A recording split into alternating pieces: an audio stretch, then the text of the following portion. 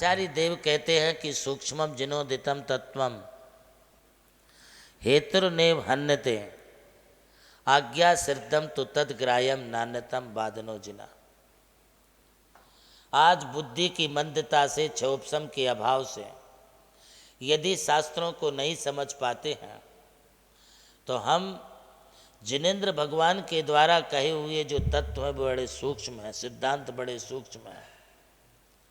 इन सिद्धांतों के, इन सूक्ष्म तत्वों के विवेचन को हेतु ने भन्यते, किसी हेतु से, किसी तर्क से, किसी युक्तियों से, किसी अनुमान से इनको खंडित नहीं किया जा सकता है।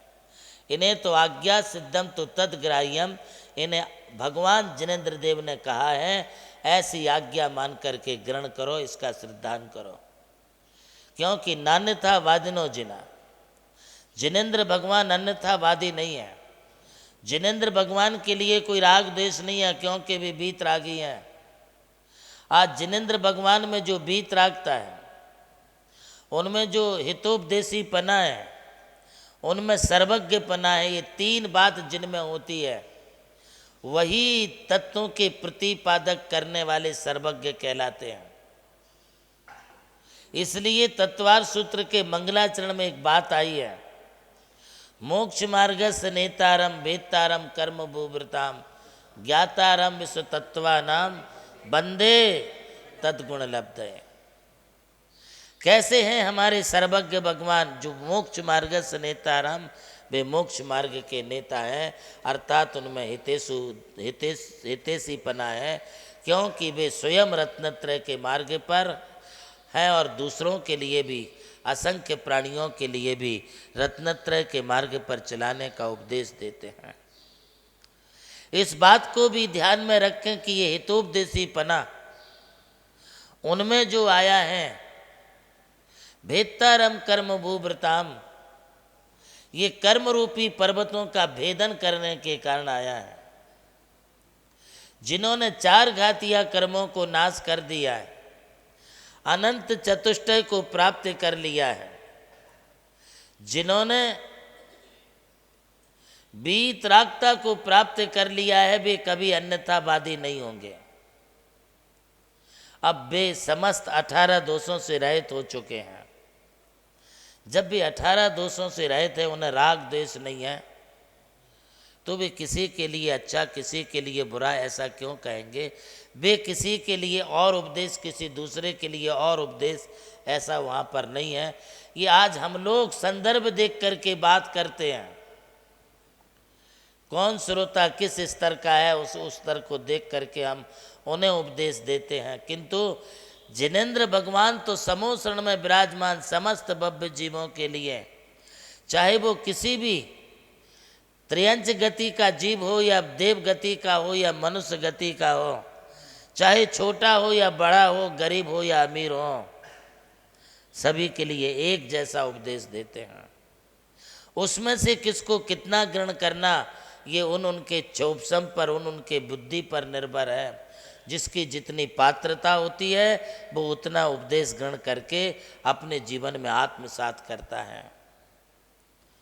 हेतु नहीं भन्यते, आज युक्तियों से, आज तर्क दे दे करके आगम का जो खंडन किया जा रहा है, आगम में जो काट छाट की जा रही है, वो तुम्हारे धर्म में बाधाएं पैदा कर रहा है। कम से कम आगम में जितना लिखा है, जो बताया है, उस पर तुम श्रद्धान तो करो, उसे काट छाट तो मत करो। आज हम आगम को अपनी मान्यताओं के अनुसार बनाते जा रहे हैं। आज आगम के लिए हम जो है तोड़ मड़ोड़ करके कह रहे हैं, आगम को भी हम अपने सामाजिक परिपाटी के अनुसार बनाए जा रहे हैं। इसका नाम पंथवाद है। ये पंथवाद तुम्हारे धर्म में बाधक बनेगा। ये पंथवाद तुम्हारे आगम के विरोध में जा रहा है। ये पंथवाद तुम्हारी सम्यक्तों की भूमिका से तुम्हारे लिए च्युत कर रहा है। और एक और बात मैं आपको कहूं कि यही पंथवाद आज तुम्हारे विघटन का भी कारण बन रहा है। हमारी सुसंस्कृत संस्कृति, हमारी सुसंस्कृत समाज जो कभी एकता के लिए एक मिसाल हुआ करती थी, आज तुम्हारी आगम की मान्यताओं को लेकर के जो वैचारिक मतभेद पैदा हो रहे हैं, उसके कारण तुम्हारी वो अखंडता खंड खंड होती जा रही है। जहाँ विचार खंड खंड होंगे वहाँ धर्म क्यों नहीं खंड खंड हो जाएगा। धर्म तुम्हारा अखंड रहना चाहिए। इसलिए जिनेंद्र भगवान के कहे तत्वों पर आप पूरा श्रद्धा रखें, क्योंकि वे ज्ञातारम विश्व तत्वानाम, वे सर्वज्ञ भगवान समस्त तत्वों के ज्ञाता हैं, वे कभी अन्यतावादी नहीं होते हैं। इसलिए उस पर श्रद्धा रखना ये धर्म ध्यान का पहला लक्षण है। आज इतना ही।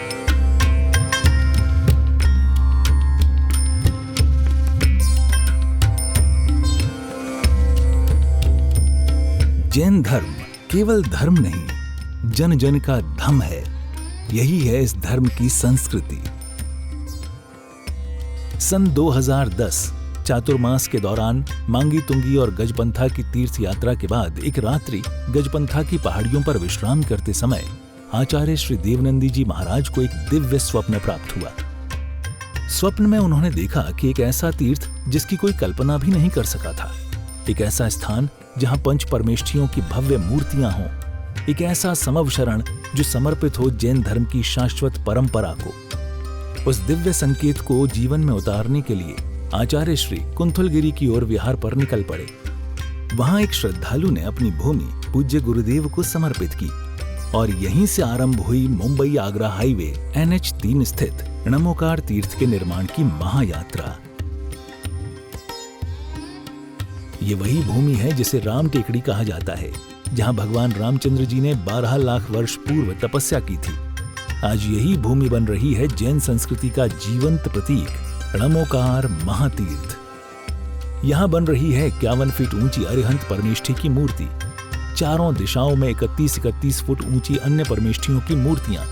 कुल मिलाकर एक अद्वितीय समवशरण की रचना है, जिसका वर्णन Guinness book of world record में दर्ज हो चुका है।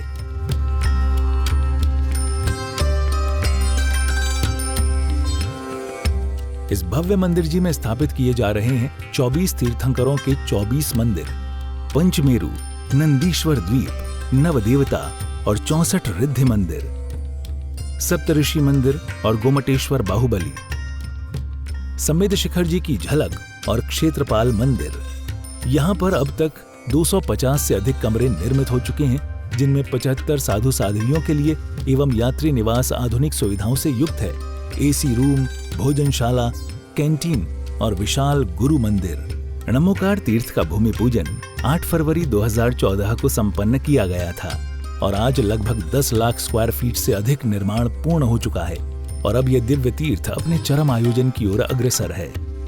2026 में जनशासन के वरिष्ठतम आचार्य परम पूज्य साधना सम्राट गणाधिपति गणधराचार्य श्री कुंथुसागर जी महाराज के सानिध्य में एवं परम पूज्य प्रज्ञा श्रवण सारस्वताचार्य श्री देवनंदी जी महाराज की प्रेरणा एवं निर्देशन में 400 से अधिक साधुओं की उपस्थिति में आगामी 6 से 13 फरवरी 2026 में नमोकार तीर्थ का भव्याति भव्य अंतर्राष्ट्रीय पंचकल्याणक प्रतिष्ठा एवं महामस्तकाभिषेक महोत्सव का आयोजन होने जा रहा है। खुल रहा है पुण्य का द्वार, जो करेगा भव पार।